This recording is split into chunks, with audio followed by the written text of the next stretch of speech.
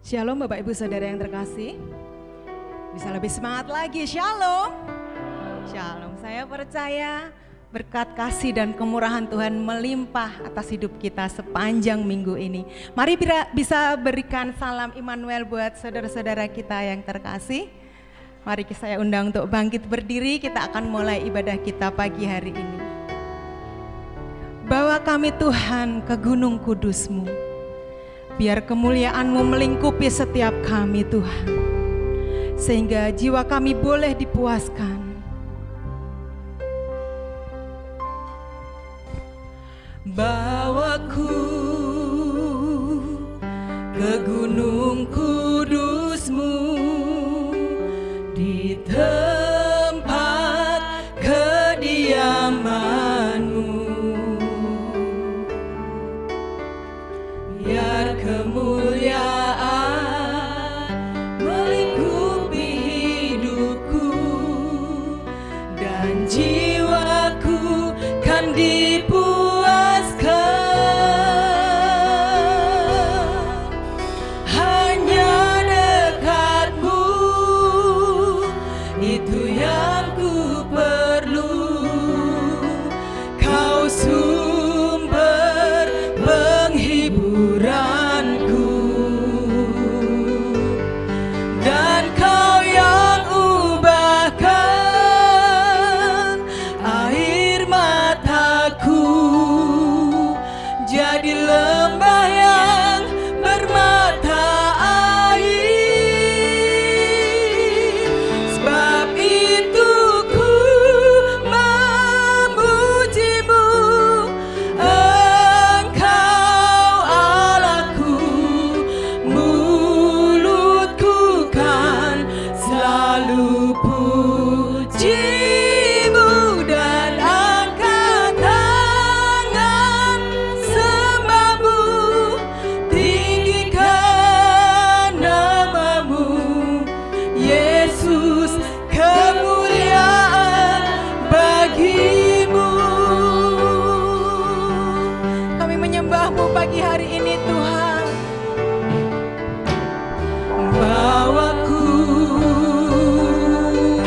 ke gunung kudus-Mu, di tempat kediaman-Mu, biar kemuliaan melingkupi setiap kami Tuhan. Kemuliaan ya melingkupi hidupku dan jiwaku kan dipuaskan.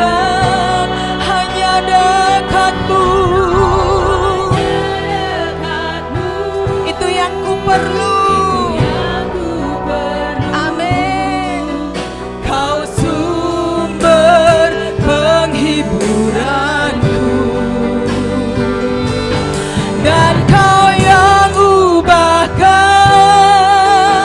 air mataku jadi lembah yang bermata air. Sebab itu ku memuji-Mu, Engkau Allahku. Mulutku kan selalu puji-Mu dan angkat tangan sembah-Mu, tinggikan nama-Mu, Yesus, kemuliaan bagi-Mu. Sebab itu ku memuji-Mu, Engkau Allahku. Mulutku kan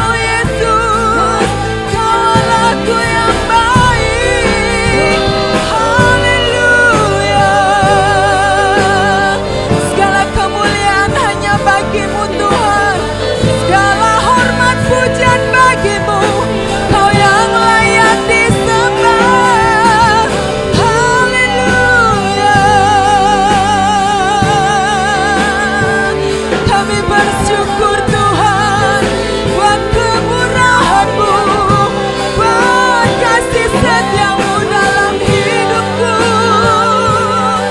Haleluya. Kami mau bermazmur bagi-Mu Tuhan. Kami mau memuji kebesaran nama-Mu, sebab Kau laku yang hidup.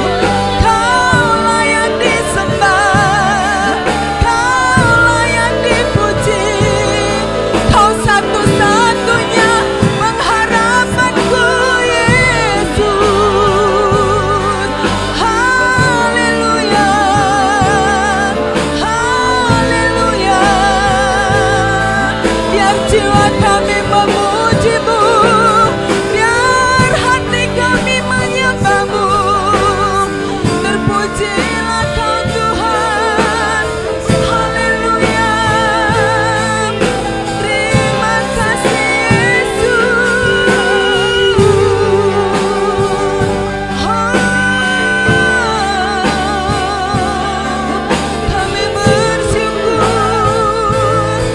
Kami bersyukur Tuhan.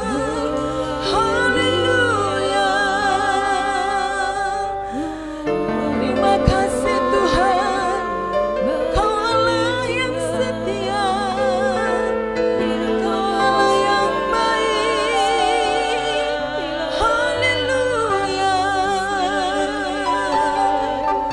Terima kasih Yesus. Biar segala kemuliaan hanya bagi-Mu Tuhan, sebab kami percaya hanya Engkau satu-satunya Allah yang layak kami puji dan kami sembah. Tiada yang lain Tuhan. Kami percaya Engkau Allah kami yang hidup, Allah kami yang setia, Allah yang tidak pernah meninggalkan setiap kami Tuhan, Allah yang mengasihi kami Tuhan. Terima kasih Tuhan, Kau layak menerima segala pujian, Kau layak menerima segala hormat Tuhan. Pagi hari ini kami siap untuk memuji kebesaran nama-Mu. Kami mau bersorak-sorai Tuhan, karena Engkau Allah kami yang dahsyat. Terima kasih Tuhan Yesus, terima kasih. Yang siap memuji kebesaran Tuhan bersama-sama katakan amin. Ada sukacita Bapak Ibu Saudara, berikan sorak-sorai yang terbaik buat Tuhan Yesus. Allah kita Allah yang baik, amin. Kebaikannya tidak pernah terbatas di dalam hidup kita. Haleluya.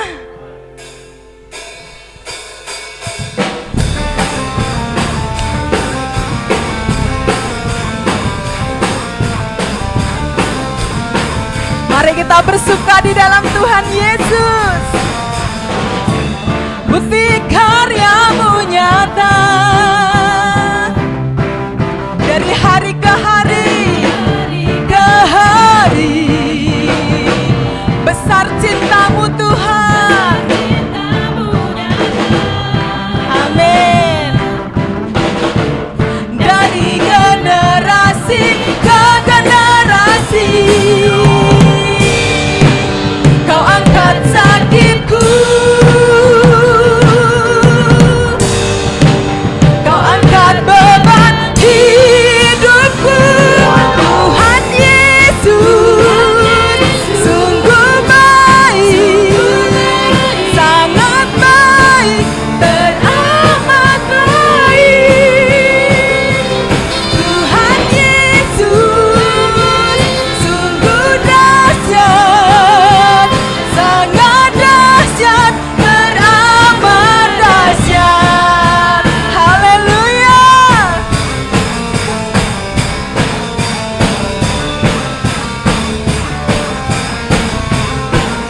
Sekali lagi katakan, bukti karya-Mu nyata,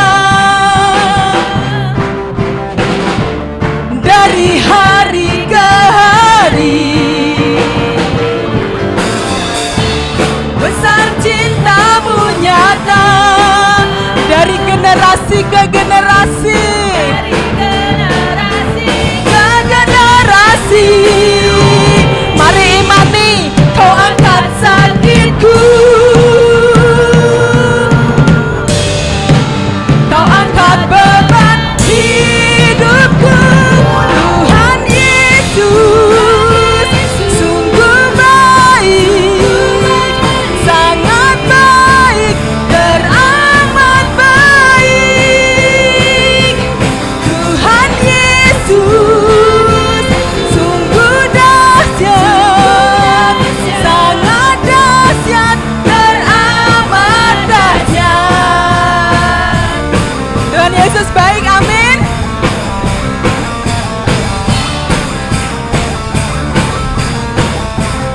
Sama-sama katakan, bukti karyamu nyata, bukti karyamu nyata. Dari hari ke hari, besar cintamu nyata. Dari generasi ke generasi, Kau angkat sakitku, amin Tuhan. Kau angkat beban hidupku, Tuhan Yesus. Sungguh baik, sangat baik, teramat baik.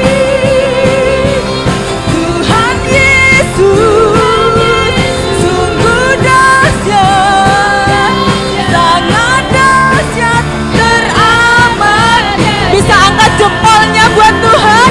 Tuhan Yesus, sungguh baik, sangat baik, teramat baik. Tuhan Yesus, sungguh dahsyat, sangat dahsyat, teramat dahsyat. Sangat dahsyat, teramat dahsyat. Sangat dahsyat, teramat dahsyat.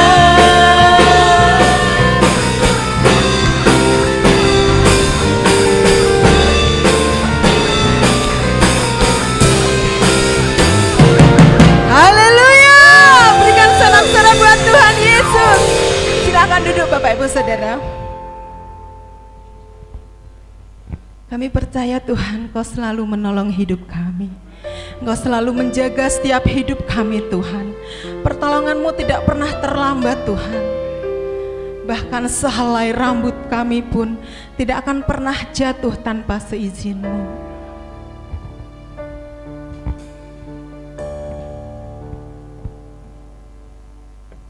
Musim akan selalu berganti, kasih Tuhan tetap abadi, tak akan berubah sampai selamanya. Ku tetap percaya, ku yakin Tuhan memberkati, ku yakin Tuhan melindungi.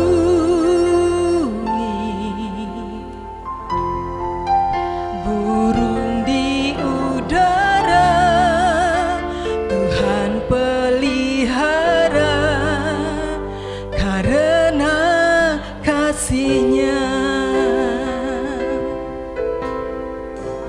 Tuhan selalu menolongku, selalu menjagaku. Sehelai di rambutku tak akan terjatuh tanpa seizinku. Tuhan selalu menolongku, selalu menjagaku.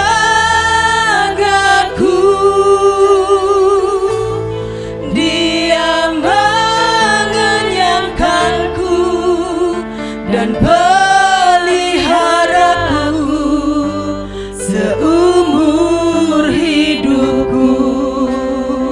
Terima kasih Tuhan. Musim akan selalu berganti,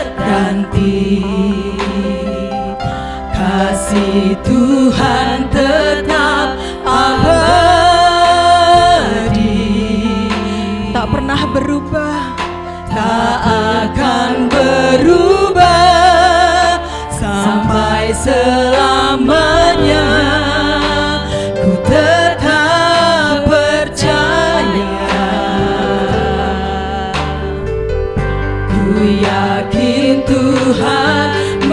memberkati. Amin Tuhan. Ku yakin Tuhan melindungi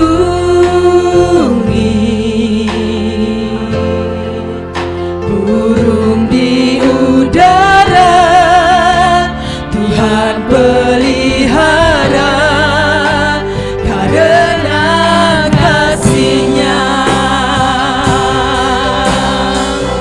Tuhan selalu menolongku, selalu menjagaku,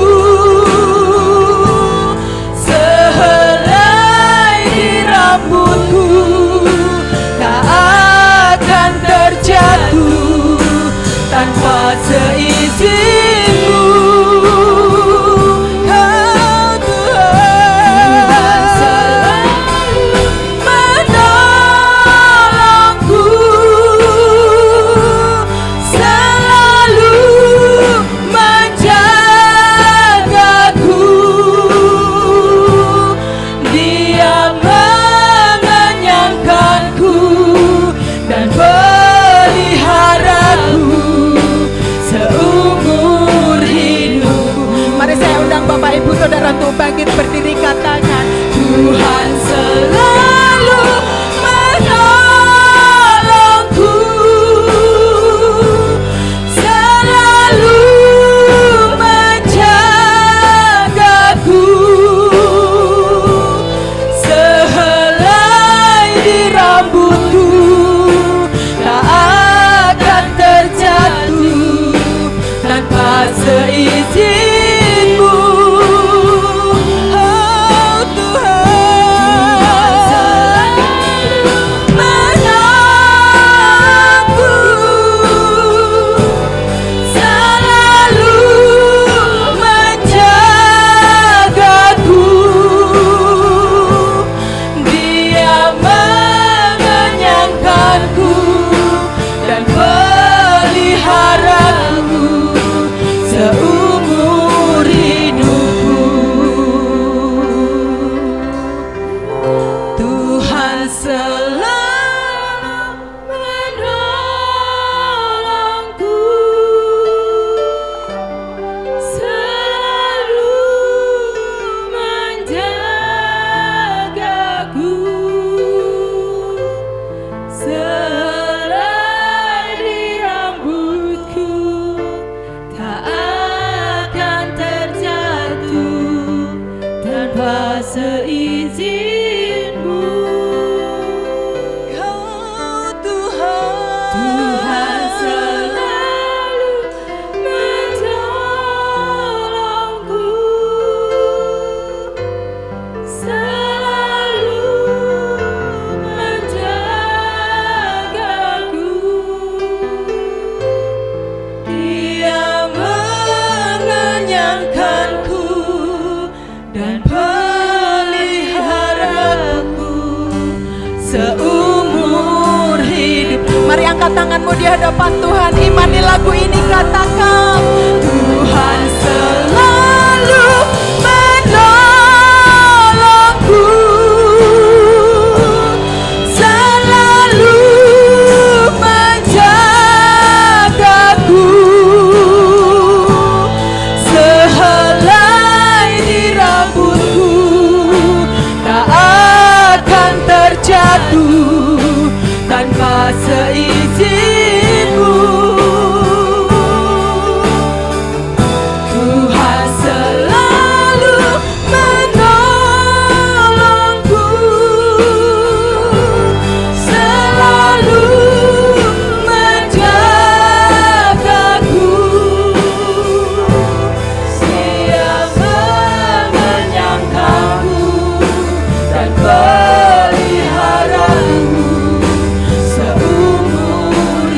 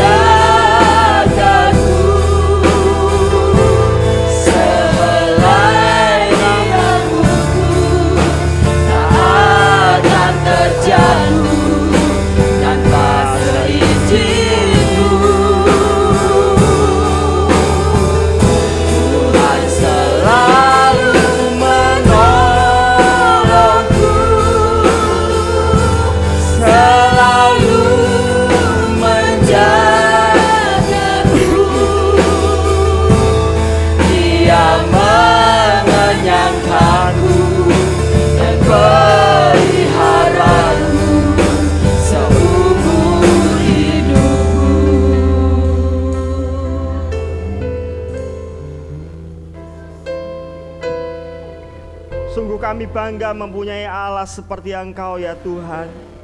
Bahwasanya untuk selama-lamanya kasih setiamu atas kami. Kami boleh ada semua karena kemurahan-Mu Tuhan. Biarlah segala pujian, hormat, syukur kami persembahkan kepadamu. Dan sebentar bila mana kami merenungkan firman-Mu, sedialah hati kami bagi Engkau. Kami mau dengar firman-Mu karena kami mengasihi dan menghormati Engkau. Biarlah pengurapan-Mu turun atas setiap kami. Dalam nama Tuhan Yesus Kristus kami berdoa dan bersyukur. Semua yang percaya katakan amin. Silakan duduk Bapak Ibu Saudara. Shalom. Kiranya kasih karunia dan kemurahan Tuhan berlimpah kepada setiap kita, orang-orang yang berharap dan menanti-nantikan Tuhan. Tema firman Tuhan hari ini adalah double blessing, berkat dua kali ganda. Satu waktu ada seorang tentara Prancis setelah memenangkan pertempuran dalam Perang Dunia Pertama mengajak sahabat-sahabatnya dari Timur Tengah untuk berkunjung ke negaranya. Teman-temannya yang berasal dari Timur Tengah begitu takjub melihat kota Prancis yang begitu indah, begitu luar biasa gitu. Tetapi yang paling membuat mereka terkesima adalah ketika teman-temannya yang biasa tinggal di padang gurun mampir ke hotel dan dia melihat sebuah keran hanya diputar sedikit air keluar. Bolak-balik mereka bermain keran karena melihat semudah itu air ada di Prancis begitu. Sampai satu waktu ketika mereka harus meninggalkan hotel, Lawrence terkejut karena teman-temannya nggak keluar kamar mandi, saudara. Apa yang mereka lakukan?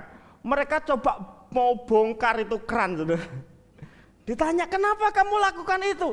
Kami butuh keran ini sebab di Timur Tengah sulit sekali air. Kalau kami bawa keran ini ke rumah kami akan menikmati air dan gak terlalu sulit.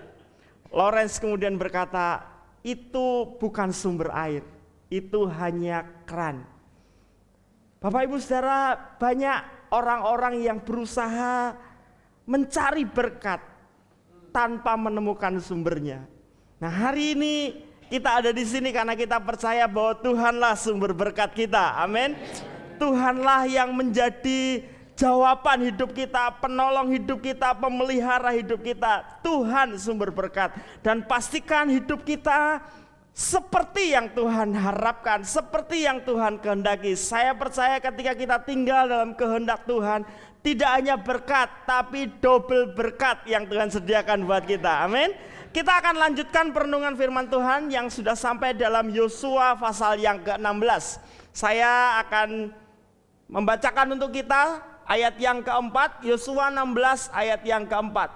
Demikianlah Bani Yusuf, yakni suku Manase dan suku Efraim, menerima milik pusaka. Bapak Ibu, kalau kita membaca seluruh pasal 16, di situ berisi tentang pembagian tanah pusaka untuk Bani Yusuf. Dan yang menarik dari satu pasal itu, atau tepatnya dua pasal 16 dan 17, kita akan melihat bahwa Yusuf menerima dua tanah perjanjian, dua bagian tanah perjanjian. Padahal peraturannya adalah setiap suku dari Israel mendapatkan satu bagian saja, kecuali Lewi. Lewi justru tidak mendapat bagian karena mereka tinggal di tengah-tengah suku-suku yang lain. Kalau 12 suku dikurangi Lewi seharusnya hanya dibagi 11. Tetapi Musa memerintahkan untuk tetap dibagi 12 karena Yusuf mendapatkan double porsi, mendapatkan dua kali ganda. Bapak Ibu Saudara, mengapa Yusuf mendapat dua bagian? Padahal seharusnya dua bagian itu adalah milik si sulung. Seharusnya yang berhak menerima berkat double atau double blessing itu adalah anak sulung. Dan status anak sulung itu disematkan kepada Ruben. Yusuf bukan anak sulung, tetapi Yusuf mendapatkan double porsi. Bapak Ibu Saudara, kenapa Ruben yang seharusnya mendapat dua kali ganda harus kehilangan hak kesulungannya? Kita akan melihat di dalam 1 Tawarikh pasal 5 ayat yang pertama. Anak-anak Ruben, anak sulung Israel, dialah anak sulung. Saudara perhatikan, ditegaskan berulang-ulang, Ruben adalah anak sulung. Tetapi karena ia telah melanggar kesucian petiduran ayahnya, maka hak kesulungannya diberikan kepada keturunan dari Yusuf, anak Israel juga, sekalipun tidak tercatat dalam silsilah sebagai anak sulung. Jadi Bapak Ibu Saudara, Ruben statusnya anak sulung, tetapi Ruben tidak mendapatkan 2 kali ganda. Sekalipun Yusuf statusnya bukan anak sulung, justru mendapatkan hak kesulungan. Ada satu poin penting yang mesti kita simak bersama hari ini, bahwa berkat sesungguhnya bukan soal status kita, bukan soal kelahiran kita, bukan soal ras kita, atau atribut apapun yang disandangkan manusia kepada kita. Tetapi berkat sesungguhnya berkenaan dengan sikap dan cara hidup, apakah berkenan di hadapan Tuhan. Status kita boleh anak-anak Allah, tetapi kalau cara hidup kita, sikap hidup kita tidak semestinya sebagai anak Allah, jangan pernah mengharapkan berkat. Apalagi berkat double porsi. Bapak Ibu Saudara yang dikasih Tuhan, Ruben statusnya anak sulung. Tetapi ketika Ruben tidak punya sikap hidup, cara hidup sebagai selayaknya anak sulung, Ruben kehilangan double blessing. Bapak Ibu Saudara, kita mesti mengingat bahwa status anak sulung itu tidak hanya mendapatkan hak istimewa, tetapi di dalamnya juga melekat sebuah tanggung jawab istimewa. Yaitu apa? Sebagai anak sulung, dia harus menjadi teladan bagi adik-adiknya. Nah Bapak Ibu Saudara, hak sebagai anak-anak Allah yang melekat dalam diri kita, itu juga terkandung tanggung jawab.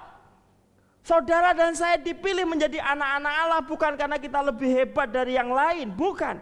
Tetapi supaya lewat keberadaan kita, kita menjadi teladan bagi orang-orang di luar sana, sehingga mereka pun juga menerima berkat Tuhan.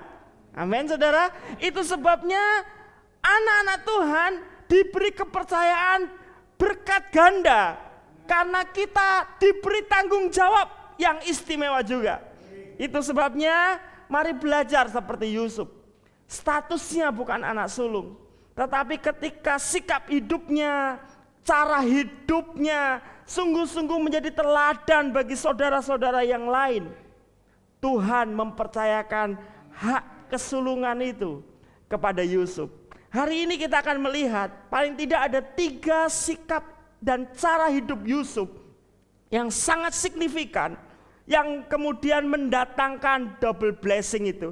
Yang pertama adalah Yusuf konsisten untuk takut akan Tuhan.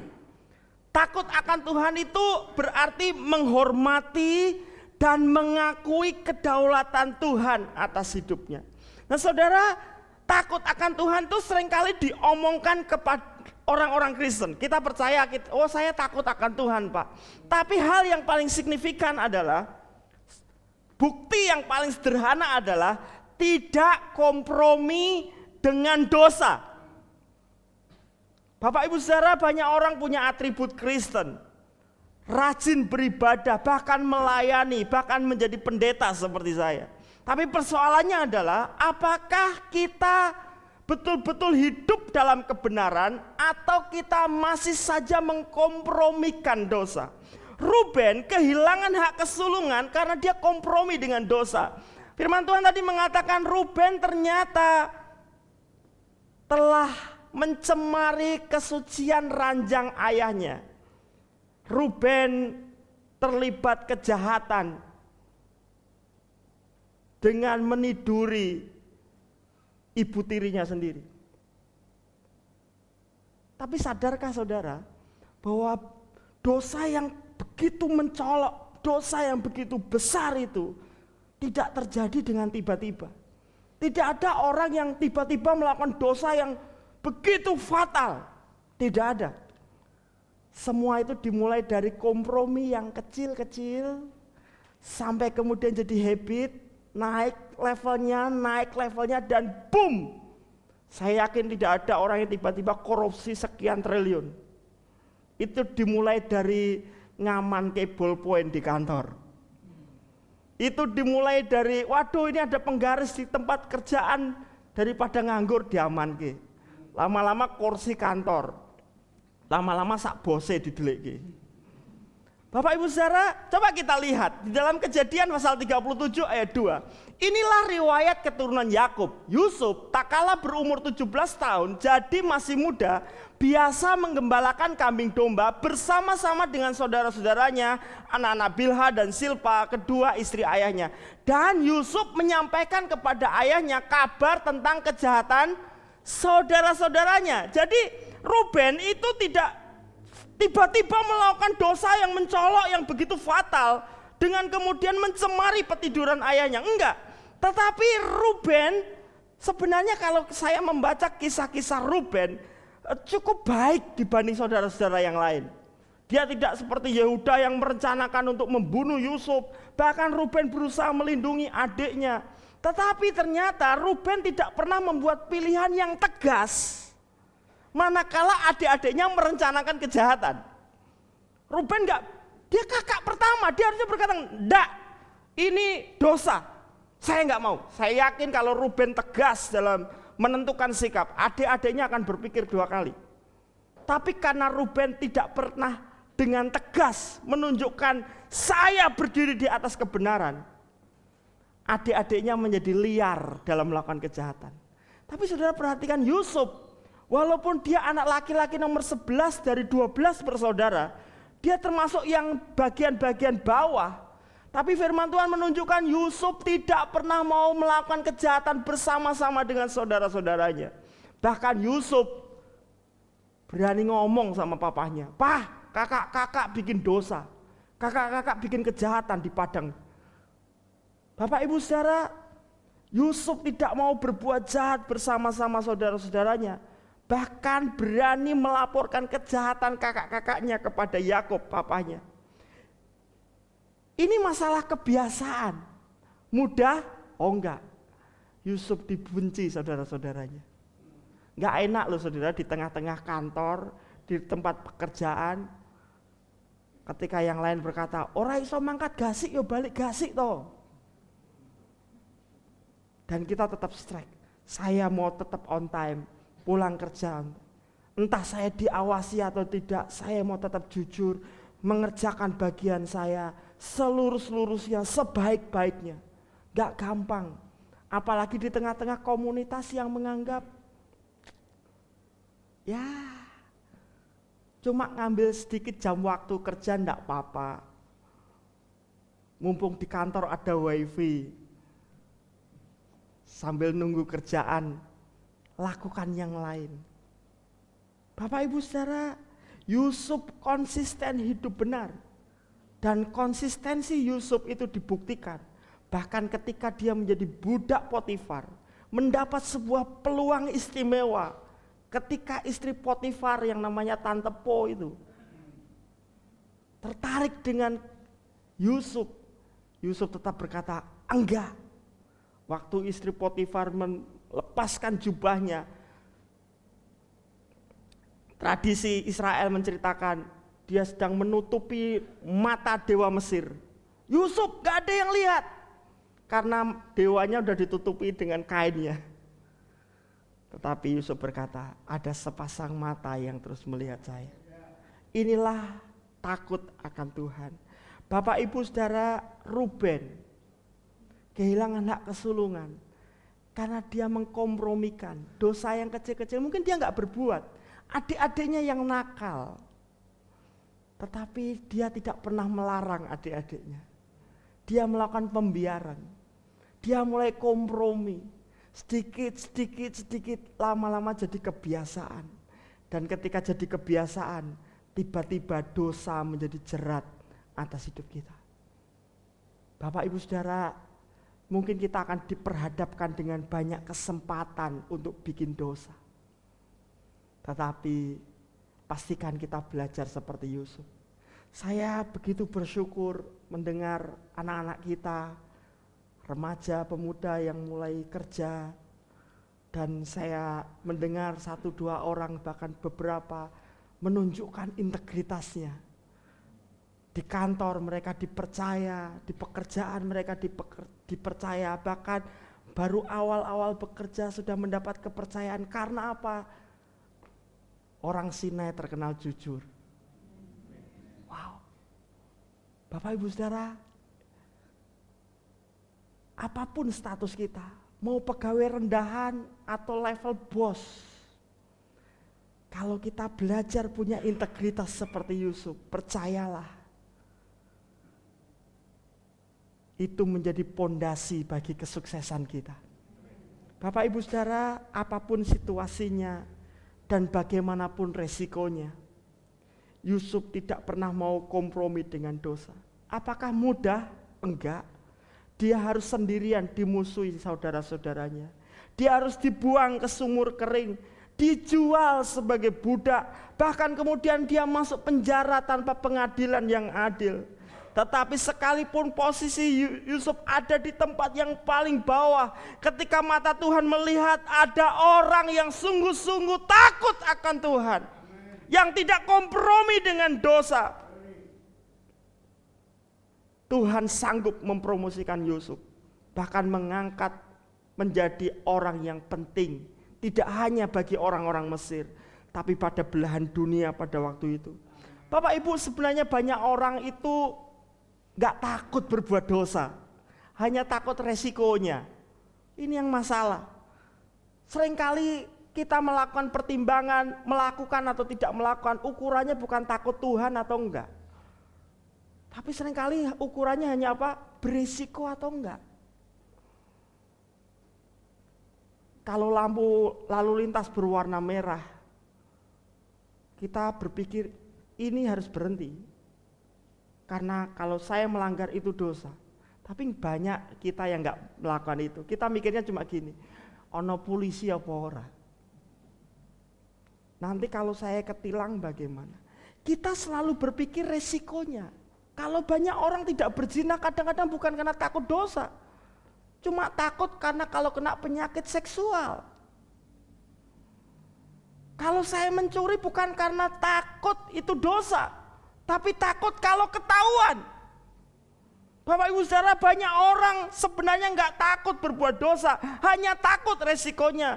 Jadi banyak orang ketika resikonya kecil, tidak merusak reputasi, kemudian dosa jalan terus. Hati-hati, karena begitu itu jadi habit buat kita, satu waktu itu akan jadi jerat buat kita. Ini gak mudah, sampai hari ini saya juga terus berjuang dalam hal itu.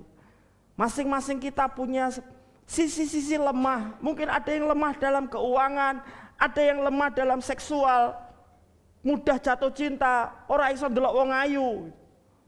Itu bermasalah. Kalau kita nggak betul-betul tegas seperti Yusuf, enggak, saya menghormati Tuhan. Kalau hanya hitung-hitungan resiko, kadang-kadang dosa itu enak di awal. Saudara, masih ingatkah kita Esau kehilangan hak kesulungan karena menganggap rendah? Kenapa menganggap rendah? Sederhana, Esau pergi berburu, nggak dapat hasil buruan, perutnya lapar. Terus Yakub masak, beri aku masakanmu, enak baunya. Yakub kemudian berkata, berikan hak kesulungan kepadaku. Esau berkata, buat apa sih, sebentar lagi aku mati kok. Udah kasih makan aku, hak kesulungan ambil aja. Esau hanya berpikir saat itu, yang penting aku lapar, kenyang. Aku butuh makan, aku makan kenyang, gak kepikir bahwa hak kesulungan itu gak cuma menentukan hidupnya, tapi garis keturunannya. Banyak orang yang menjual integritasnya, menjual nama baiknya, hanya yang penting kebutuhanku terpenuhi hari ini. Berapa banyak orang yang kemudian rela melakukan kejahatan hanya karena utang dan pengen lunas cepat, lalu kemudian menghalalkan segala cara. Wah, tetanggaku kok TV-nya sudah tipis-tipis ya, punya aku masih lemu. Akhirnya korupsi kecil-kecilan, menghalalkan segala cara. Bapak Ibu, saya percaya bertambahnya usia, masalah kita semakin kompleks. Dan habit kita sudah semakin tertanam. Kadang-kadang gak mudah berubah. Ya, kita bersyukur saja generasi anak-anak kita.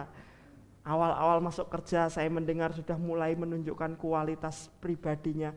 Saya berharap itu menjadi karakter yang terus.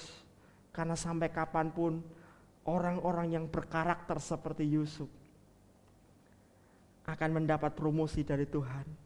Bapak Ibu, sikap hidup takut akan Tuhan, tidak kompromi dengan dosa, itu tidak mudah. Tapi percayalah, itu adalah pondasi yang kuat bagi rumah kesuksesan kita. Orang yang tidak kompromi dengan dosa, punya integritas yang kuat, mudah dipercaya. Beberapa orang yang berkata kepada saya, para pengusaha-pengusaha, Pak, ada orang enggak? Ora pinter, ora popo. Yang penting jujur. Karena pinter itu bisa diajarkan. Keterampilan itu bisa dilatih lebih cepat dibanding melatih karakter. Di perusahaan bikin training 1 minggu, orang bisa cukup cakap melakukan bidangnya, walaupun mungkin gak 100%. Tapi untuk melatih karakter itu butuh perjuangan seumur hidup. Itu sebabnya perusahaan-perusahaan yang dicari apa? Karakternya dulu. Jadi pastikan, mumpung mungkin beberapa kita masih ada di level yang paling bawah, gak ada urusan dengan status kita, dimanapun posisi kita, orang jujur itu gak pernah ajur, karena Tuhan akan memberi kemujuran buat kita. Amin. Hal yang kedua, wah ini porsetmennya jangan ikut hanya karena banyak orang. Wah ya biasanya gitu kok. Biasanya kalau ada pulpen nganggur diamanke. Biasanya kalau ada uang lebih sisa ndak pernah dibeleke bosnya, ndak apa-apa kantongi sendiri. Uang laki katanya. Hati-hati saudara ya. Pastikan kita belajar hidup dalam kebenaran karena berkat double tersedia buat kita. Lalu yang kedua, karakter yang sangat kuat dari Yusuf adalah mengasihi sesama. Dan mengasihi yang paling konkret itu adalah mengampuni. Bapak Ibu Saudara, kasih yang terbesar bukan sekedar mengorbankan nyawanya, bukan sekedar mengorbankan hartanya. Sebab apa? Penjahat pun rela berkorban buat temannya. Berapa banyak penjahat, bahkan teroris ditangkap gak mau ngomong karena melindungi teman-temannya, melindungi anggotanya. Jadi kasih terbesar bukan sekedar memberikan nyawanya atau memberikan hartanya. Saya mendapati di Alkitab kasih yang terbesar itu adalah orang yang berani memberikan pengampunan. Sesama penjahat bisa sangat kuat, sangat loyal. Bahkan berani memberikan nyawanya buat sesama penjahat. Tetapi kalau penjahat itu disakiti oleh teman yang sama temannya, dia menjadi marah. Kasih yang terbesar adalah memberikan pengampunan kepada orang yang bersalah kepada kita. Yusuf mengampuni saudara-saudaranya. Yusuf tidak dendam terhadap orang yang berusaha mencelakakan dirinya. Tidak ada cerita di Alkitab lalu kemudian Potifar ketika Yusuf jadi Perdana Menteri, Potifar kemudian diturunkan pangkatnya. Istri Potifar lalu kemudian dipermalukan, padahal istri Potifar sudah mempermalukan Yusuf sedemikian rupa. Tidak ada cerita tentang itu.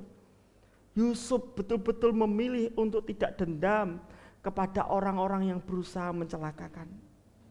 Kain kehilangan hak kesulungan karena Kain membiarkan rasa marahnya, kemudian dia membunuh Habel. Hak kesulungan kemudian dipindahkan kepada Set, pengganti Habel. Dan seluruh keturunan Kain, walaupun Alkitab mencatat mereka adalah orang-orang yang hebat dalam kitab Kejadian. Di awal-awal diceritakan keturunan Kain itu orang-orang hebat. Tapi cuma berhenti di pasal 9. Karena ketika Nuh dan perahunya diselamatkan Tuhan, seluruh keturunan Kain tidak ada satupun yang hidup. Hanya keturunan Set dari Nuh yang mendapatkan kasih karunia dari Tuhan. Kain kehilangan hak kesulungan karena Kain membiarkan rasa marah menguasai hidupnya. Ketika persembahannya tidak diterima, dia bisa saja ngomong sama adiknya, "Dek, kok persembahanmu diterima, kok aku enggak? Ajari dong kakakmu ini." Bisa. Tapi Kain memilih marah kepada Tuhan. Kain memilih marah kepada adiknya. Bahkan kemarahannya dibuai dengan pembunuhan. Kain kehilangan hak kesulungannya. Kehilangan berkat double porsi dalam hidupnya. Dan itu kemudian beralih kepada Set. Bapak Ibu Saudara, sikap hati yang mengampuni itu adalah bejana yang siap untuk menampung berkat Tuhan. Orang yang penuh dendam, penuh kemarahan, kepahitan, hatinya kotor. Dan sebanyak apapun berkat yang masuk dalam bejana kita itu jadi rusak. Kenapa? Karena ada sampah dalam hati kita. Orang yang tidak mengampuni sebenarnya sedang melukai dirinya sendiri. Saya mungkin salah ngomong kepada saudara, dan saudara jengkel sama saya. Tapi saya pulang ke rumah, saya bisa tidur enak, makan banyak, karena saya merasa nggak bersalah. Tapi ketika Anda benci kepada saya, mau makan ingat saya jengkel, mau tidur ingat saya nggak bisa tidur. Pergi ke gereja, wes yang penting aku nggak delok pendetone, aku meh dengar Tuhan saja. Tapi saudara baru duduk di situ, saya di sini, idune muncrat terus pendetone. Bapak Ibu Saudara, lalu kemudian yang lain diberkati Tuhan. Tapi saudara mungkin pulang dengan marah. Wah, tidak ada hadirat Tuhan di Sinai ini. Mau pindah gereja 70 kali sama saja. Kenapa saudara? Orang yang tidak bisa mengampuni hidupnya pahit, tidak bahagia, dan pasti penuh kecurigaan. Awalnya cuma jengkel sama Pak Pendeta di depan sini. Tapi karena hatinya pahit, lama-lama juga jengkel sama istri, sama suami, sama anak, sama tetangga, siapapun dicurigai. Lalu kemudian bisa melihat semua itu tidak baik. Bukan orang lain nggak baik, tapi cermin dalam hati kita kotor. Sehingga kita selalu melihat dari hal-hal yang jelek saja. Dan saudara, sadarkah kita kalau orang yang penuh dengan kecurigaan itu sulit berhubungan dengan orang lain? Orang yang penuh kepahitan, kemarahan itu terlihat dari omongan. Kalau omongan sarkas, nyeri, omongannya nggak enak. Saudara betah ketemu orang yang model gitu? Khotbahnya tadi luar biasa. Apane luar biasa, idune tok sing akeh.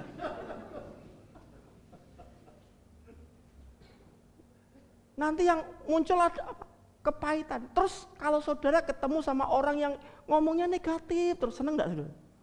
Males. Urepe susah ketemu wong susah. Orang-orang yang penuh kepahitan sulit membangun hubungan. Nah, kalau kita sulit membangun hubungan, akses Tuhan untuk memberkati kita semakin sempit. Karena orang yang penuh kemarahan, yang gak bisa ngampuni, curigaan. Nanti saudara datang ke rumahnya membawa beras, mau memberkati, begitu buka pintu sudah disemprot. Beras meneh, ono maksudnya iki mesti.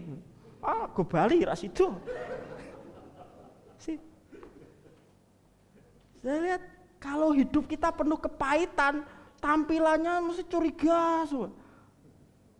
Wajah wis ra enak ditonton, meh diberkati piye. Wong tadinya mau berbagi enggak jadi Saudara. Kenapa?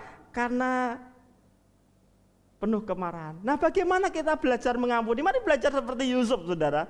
Lihat ayat 17 dari Kejadian pasal 50. Beginilah harus kamu katakan kepada Yusuf, ampunilah kiranya kesalahan saudara-saudaramu dan dosa mereka, sebab mereka telah berbuat jahat kepadamu. Maka sekarang ampunilah kiranya kesalahan yang dibuat hamba-hamba Allah ayahmu. Lalu menangislah Yusuf ketika orang berkata demikian kepadanya.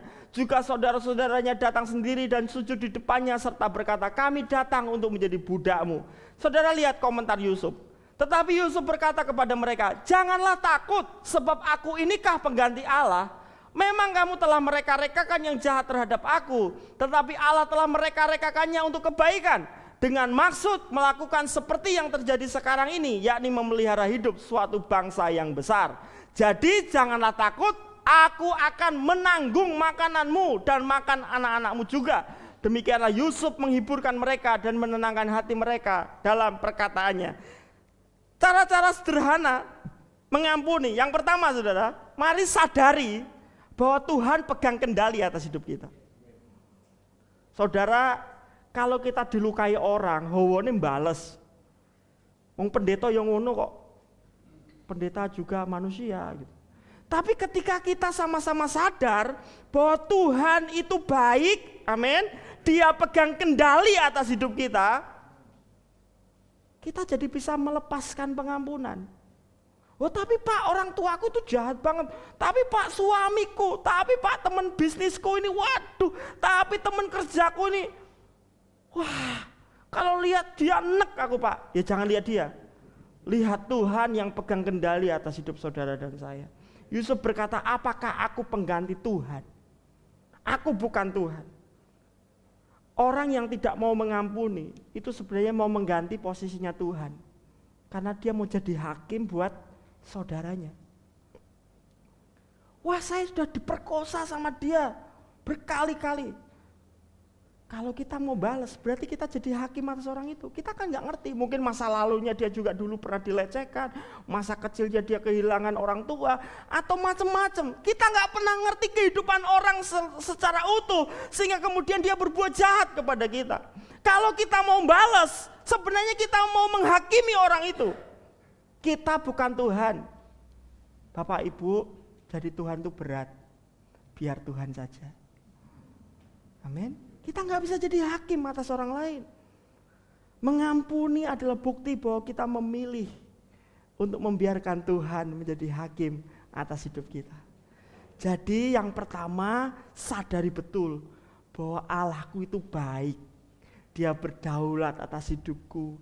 Apapun rancangan jahat orang lain yang terjadi, kalau nggak diizinkan Tuhan nggak bakal. Tapi kalau diizinkan ya mesti bakal. Nangkep maksud saya? Kalau itu terjadi ya berarti memang Tuhan izinkan. Lalu yang kedua, belajar seperti Yusuf. Putuskan untuk melepaskan pengampunan. Ketika kakak-kakaknya sujud, aku mau jadi budakmu saja. Yusuf gak cuma mengampuni dalam hati terus ngomong gini, kapok, wes kapok. Enggak. Dia kemudian mengucapkan kata-kata. Tuhan merencanakan untuk kebaikan, untuk memelihara. Perkataan itu punya kuasa. Jadi kalau hari ini Bapak Ibu ingat seseorang dan masih jengkel, putuskan. Aku memutuskan untuk ngampuni. Perkatakan, jangan cuma di batin. Karena hidup dan mati itu dikuasai lidah. Perkataan kita lah yang akan menolong. Perasaan kita mungkin masih berkecamuk, saudara. Apalagi kalau orang itu menyakiti kita berulang-ulang dan sangat dalam. Tapi ketika itu diingatkan di kepala dan hati kita, putuskan. Saya memilih untuk mengampuni. Dan berikutnya, bukti pengampunan itu harus lakukan tindakan nyata. Usahakan yang terbaik bagi orang yang telah menyakiti kita. Coba perhatikan. Aku akan menanggung makanmu dan makan anak-anakmu. Kalau saudara disakitin orang, ingat Tuhan baik. Katakan kepada Tuhan, Tuhan aku memutuskan untuk mengampuni. Dan setelah itu, telepon teman itu. Yuk makan-makan be aku. Pakai racun sih. Oh enggak, saudara. Bukan saudara. Ajak makan. Lakukan yang terbaik. Kadang-kadang itu butuh tindakan iman saudara. Kadang suasana masih gak enak, tapi kalau kita lakukan kebaikan, istilahnya dirantangi. Kalau ada orang yang bikin jahat sama kita, jengkel, ingat Tuhan pegang kendali, putuskan untuk mengampuni dan mengasihi, terus rantangi. Wah nanti kalau sebentar lagi banyak rantang pergi ke pastori berarti banyak yang kepahitan sama saya. Oh enggak ya saudara, bukan saudara ya, tapi ini tindakan. Mari belajar bertindak. Sebab kalau enggak, ada orang Kristen yang ngomong, aku ngampuni Pak, tapi aku harap ketemu dapure. Ya ketemu di ruang tamu, jangan di dapur. Kadang-kadang kan mau begitu ya, wah pokoknya dia, kalau dia pelayanan di pagi saya sore, kalau dia sore aku teko pagi. Dilalas tugasnya pagi siang sore, lah kue meneh. Nah saudara ambil pilihan. Saya tidak mau dikalahkan oleh rasa sakit saya mau memutuskan untuk mengasihi. Karena mengasihi itu membersihkan kotoran dalam bejana kita.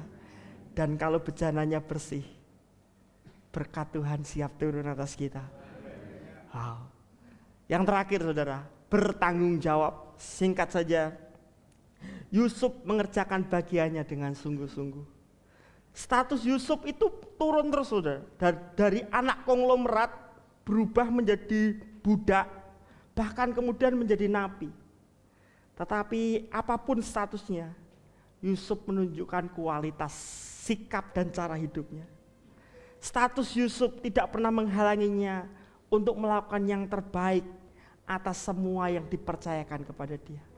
Dia dipercaya jadi anak konglomerat, dia jadi anak yang terhormat. Dia dipercaya jadi budak, dia menjadi budak yang kerja yang lebih baik dari yang lain. Sampai kemudian dipercayakan seisi rumah Potifar. Ketika dia dituduh, diadili dengan cara yang tidak adil, menjadi napi, dia menjadi napi yang terbaik. Sehingga kemudian dia dipercaya oleh kepala penjara. Dia dipercaya untuk menolong narapidana yang lain. Status Yusuf tidak pernah mengubah sikap dan cara hidupnya untuk belajar bertanggung jawab. Bapak Ibu Saudara, sekali lagi berkat Tuhan tidak tergantung dari status dan kelahiran, tapi bagaimana sikap dan cara hidup kita. Orang yang bertanggung jawab itu dapat dipercaya. Dan orang yang mudah dipercaya, dapat promosi. Kalau saudara bertanggung jawab, ada dua orang di kantor yang sama-sama pinter, tapi yang satu telah tanggung jawab. Dikasih proyek, jatahnya 2 hari, 1 hari sudah selesai. Dikasih waktu 1 minggu, 3 hari sudah selesai. Yang satu pinter, tapi mut-mutan, mudi. Kalau pengen garap yang garap, nggak kepengen yang enggak. Tanya, udah selesai? Belum bos, mas kan belum deadline bos. Masih minggu depan, santai bos. Belanda masih jauh. Jengkel kira. Saya yakin kalau ada pengurangan pekerjaan, tiba-tiba perusahaan kolab, terus harus pengurangan. Orang yang sembarangan itu adalah orang yang pertama yang masuk VIP list untuk dikeluarkan dari perusahaan. Tapi kalau Anda bertanggung jawab, dipercaya uang saudara jujur, dipercaya pekerjaan apapun saudara terima, sampai saudara bisa menguasai banyak hal di perusahaan itu. Kalau ada pemecatan, Anda orang terakhir yang dipertimbangkan. Kenapa? Nah kalau orang kaya ini dipecat nanti malah kocar-kacir, bosnya nggak ngerti apa-apa kadang-kadang. Itu sebabnya saudara, orang yang bertanggung jawab itu selalu dapat dipercaya. Dan orang yang mendapat kepercayaan selalu mudah mendapat promosi. Jangan nunggu posisi tertentu untuk bertanggung jawab. Bertanggung jawablah dimanapun posisi kita. Gak usah menyalahkan orang lain, gak usah menyalahkan situasi. Kerjakan saja tugas kita dengan sesungguh-sungguhnya. Mari kerjakan tugas kita yang sederhana dengan kualitas yang sama baiknya ketika kita dipercaya tugas-tugas besar. Mari tetap lakukan yang terbaik, entah kita diawasi ataupun tidak diawasi. Karena barang siapa setia dalam perkara yang kecil akan dipercaya pada perkara-perkara yang besar. Bapak Ibu Saudara, membangun sikap dan cara hidup itu tidak mudah. Itu tidak bisa dibentuk secara instan. Kita perlu mendisiplin diri setiap hari dalam segala situasi sampai karakter kita teruji. Percayalah, ketika sikap dan cara hidup kita teruji, itu berarti kita sudah siap menerima double blessing. Mari naikkan terus sikap dan cara hidup kita. Percayalah, Tuhan melihat dan menyediakan yang terbaik buat kita. Bersemangatlah karena yang terbaik masih ada di depan kita. Sama-sama bangkit berdiri, kita datang kepada Tuhan. Mari bersyukur kepada Tuhan. Kau hiasi kehidupanku dengan kemurahan-Mu. Kau rancangkan masa depanku, Kau rancangkan masa depanku penuh dengan harapan.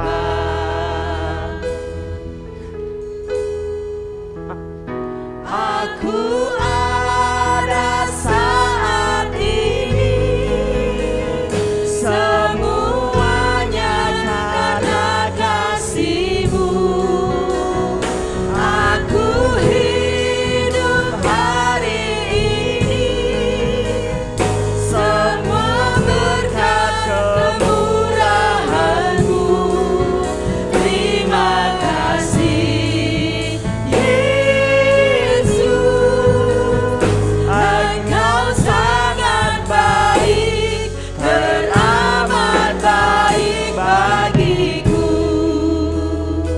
Mari nyanyikan lagu ini dari awal. Kau hiasi kehidupanku dengan kemurahan-Mu. Kau rancangkan masa depanku penuh dengan harapan. Aku ada saat ini, semuanya karena kasih-Mu.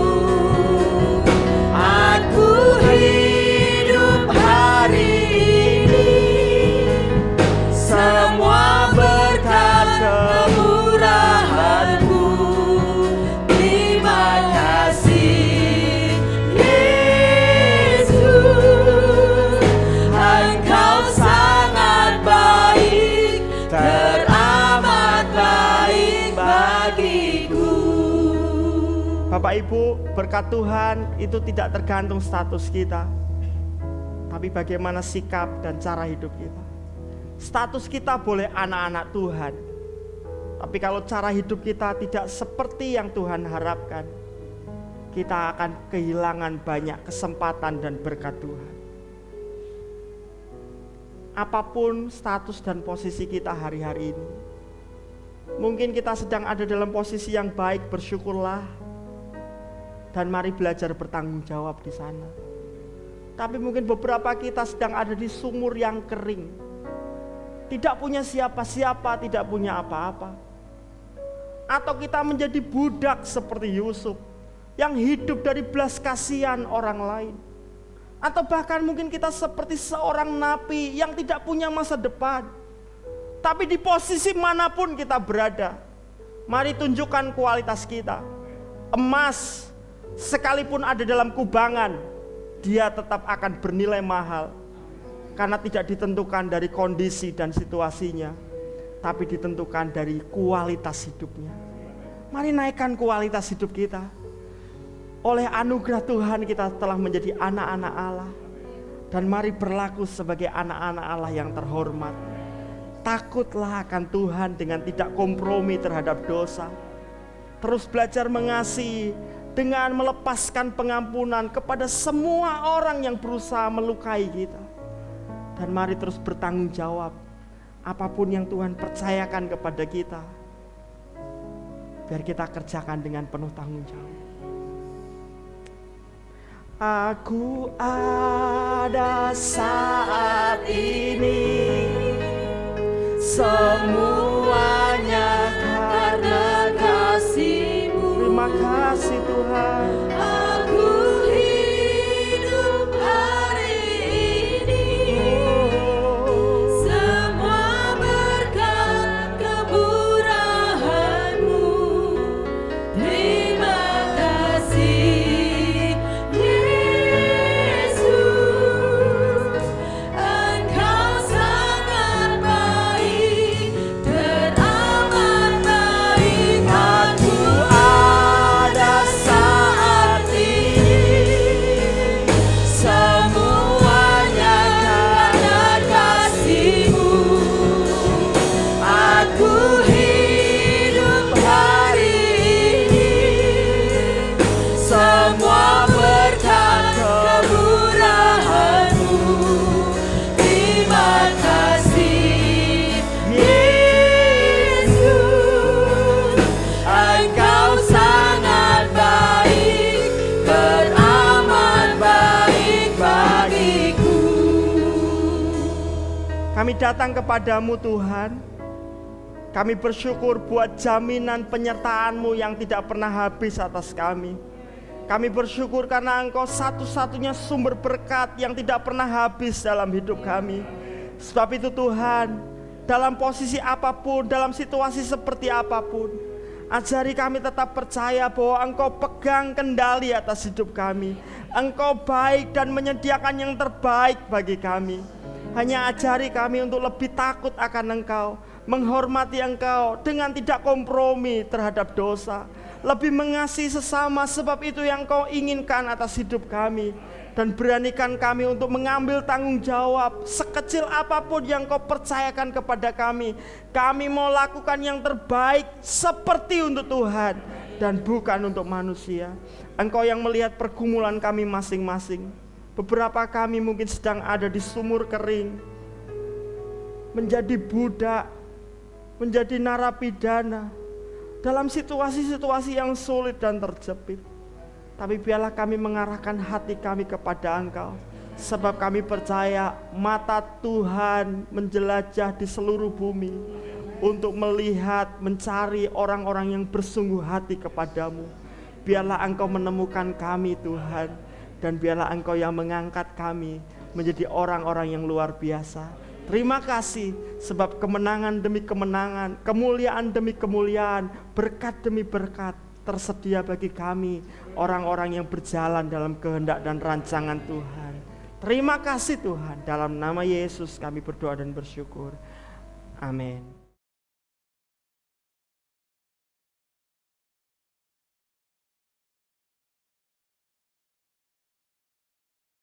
Di akhir ibadah kami Tuhan, kami membawa persembahan kami, persepuluhan kami, dan persembahan khusus kami untuk saudara-saudara kami di NTT, di daerah Malang, Jawa Timur, sebagian besar Jawa Timur. Kami datang kepada Tuhan, Tuhan yang menguduskan, boleh kami gunakan untuk kemuliaan Tuhan. Kami terus berdoa buat saudara-saudara kami yang sedang mengalami musibah. Tuhan yang menolong, Tuhan yang menyertai, pemerintah, seluruh relawan yang turun langsung di lapangan, Tuhan yang memberkati mereka. Anak-anak Tuhan yang turut ambil bagian di sana, baik lewat doa-doa, lewat persembahan, maupun lewat tenaga, Tuhan membalas berlipat kali ganda. Kami bersyukur Tuhan buat kemurahan-Mu atas hidup kami. Dan bila mana sebentar kami kembali ke rumah kami masing-masing, kami pulang dengan sukacita, sebab berkat Tuhan menyertai kami. Mari kita menerima berkat Tuhan. Tuhan memberkati engkau dan melindungi engkau. Tuhan menyinari engkau dengan wajah-Nya dan memberi engkau kasih karunia. Tuhan menghadapkan wajah-Nya kepadamu dan memberi engkau damai sejahtera. Kekasih-kekasih Tuhan, mari kita pulang dengan membawa anugerah dari Allah Bapa, kasih sayang dari Tuhan Yesus Kristus dalam persekutuan Roh Kudus menyertai kita hari ini sampai selama-lamanya, di dalam nama Tuhan Yesus Kristus. Amin.